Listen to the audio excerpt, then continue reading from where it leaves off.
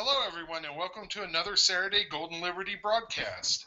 Again, I'm trying to help you achieve real wealth and real income through real knowledge. I'm Jay Elwood, and I'm hoping to help you again achieve real wealth. Today, we're going to talk about the topic of money management.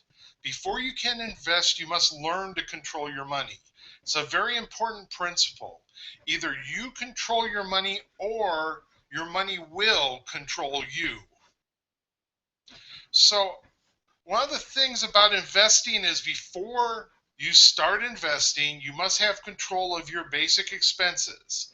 You don't want to be taking food out of your kids' mouths in order to try to invest. You want to invest a regular amount each and every month, but you also want to cover your monthly basic expenses.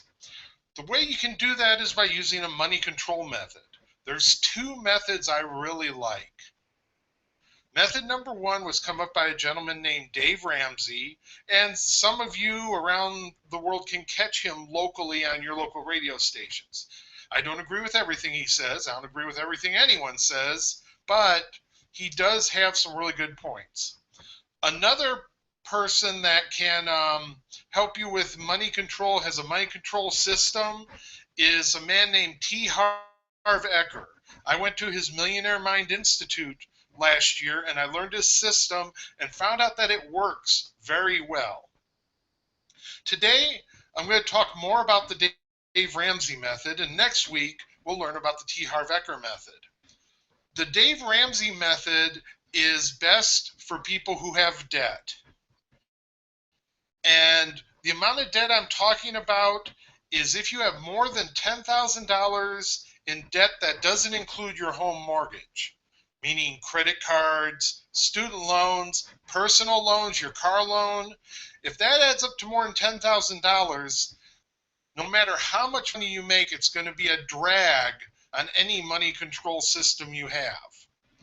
Also, if it equals more than 10% of your current annual income. So let's say you make $50,000 a year, or let's even say you make $30,000 a year, and you don't have $10,000 in debt, but you do have $3,000 in debt. I would recommend, if you're only making $30,000 a year household income and you have more than $3,000 in car loans, student loans, personal loans, your credit cards, that you use the Dave Ramsey method. It has worked very well for me. I used the Dave Ramsey method when I was being what you call true American. Of course, those of you in other countries may also run into this. But what I call a true American, where I had way too much debt for my own good. I used the Dave Ramsey method of managing money until I got out of debt, and then I switched over to the T. Harv Eker method, and it worked very well. The reason why I'm starting with the Dave Ramsey method, besides the fact that it's what worked for me first, is that the average household in America has over $7,000 just in credit card debt.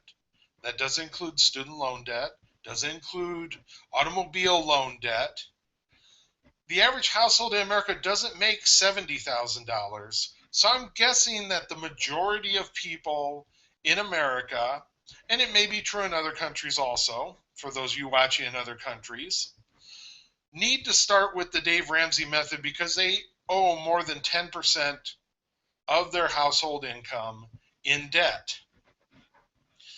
Now, I'm going to talk a little bit about why you should get out of debt, because you have a lot of confusion out there. You have a lot of people out there telling you that debt's actually good and you can do stuff like arbitrage and all these fancy terms and, borrow money on your house and put it in investments. Well, you see how well that worked in the late 2000s.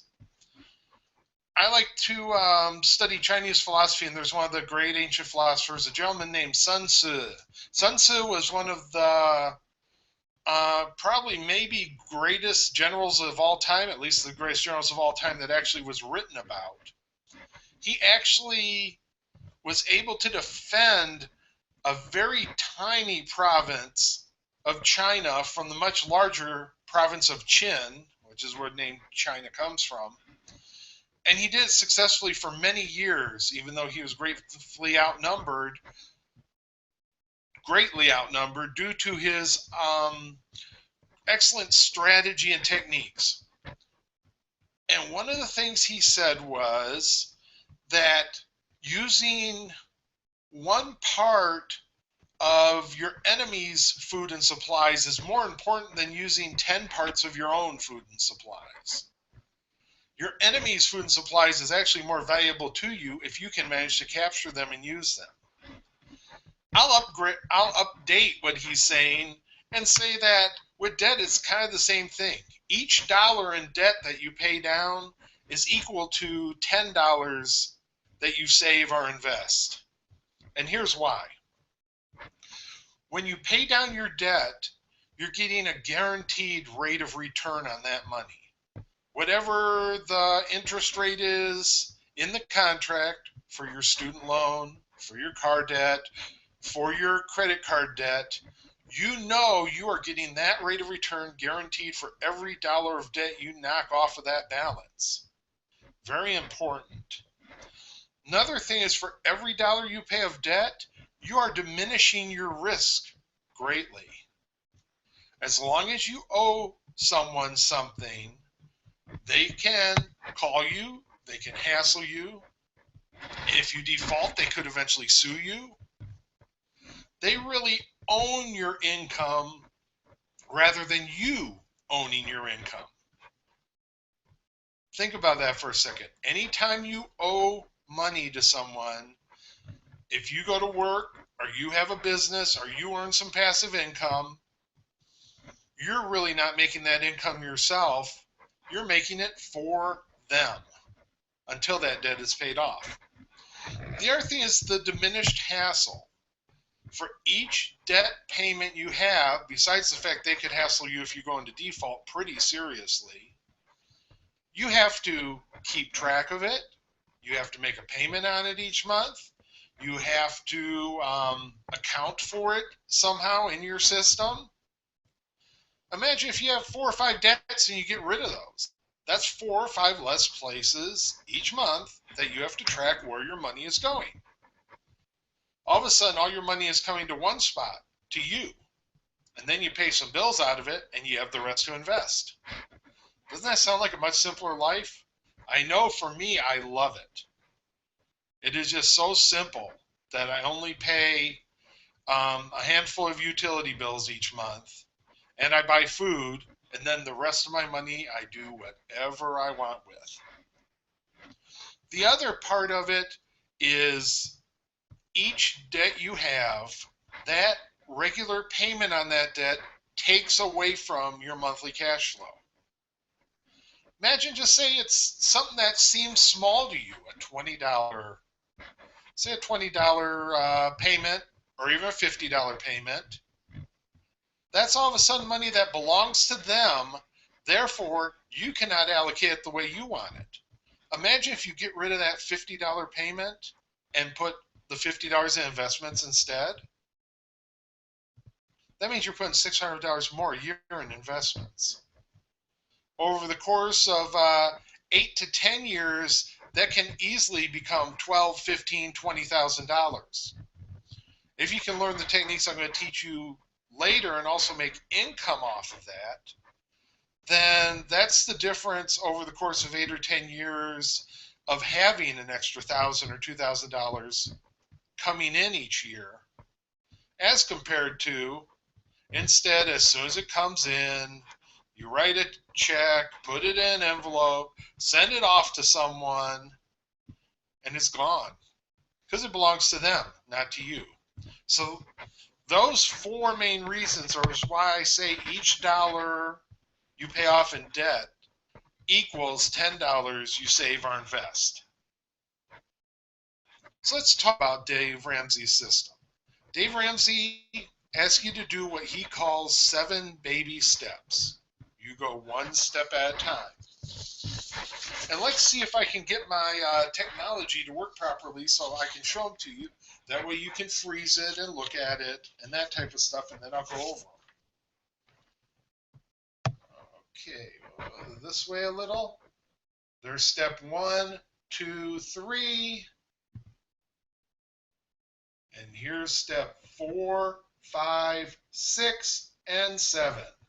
Again, step 1, 2, 3. There's Dave Ramsey's picture. And step 4, 5, 6, and 7. And again, I can take credit for this. If you want to learn more about his whole system, look up Dave Ramsey. But I hope you'll stay with me because I'll teach you a good enough system. But I'll teach you a great system. It's how technically I'm able to retire right now if I wanted to. And except for a little bit of gray here, I'm not really all that old compared to your average American. So let's look. Step 1. Step 1 is put $1,000 aside in a safe place.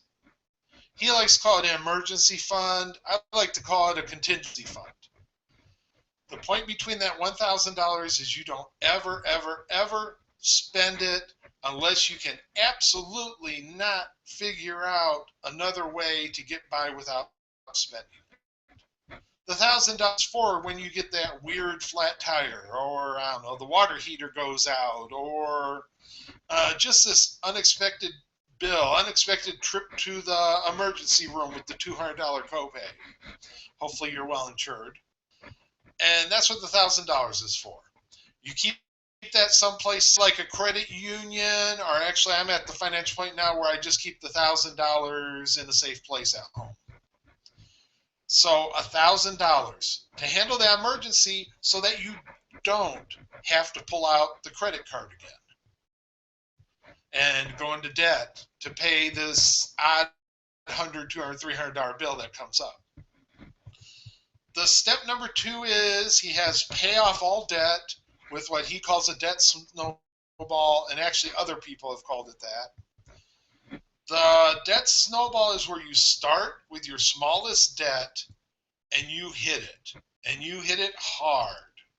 Every extra cent you have, you use to pay that debt off. If it's $1,000 debt and you're making an average household income, you should pay that debt off the first month that you're on this plan, and probably have some left over. The average household income has enough money come in to put $1,000 in the emergency fund and pay off a $1,000 debt in the first month. Then you take what you were paying on that debt and you go to the next largest debt. And let me tell you, once you get going on this, if you have the discipline, it works remarkably fast. As I told you in my last session, if you don't have the discipline, you're going to have to go out and develop the discipline because you won't be successful at investing anyway without the discipline.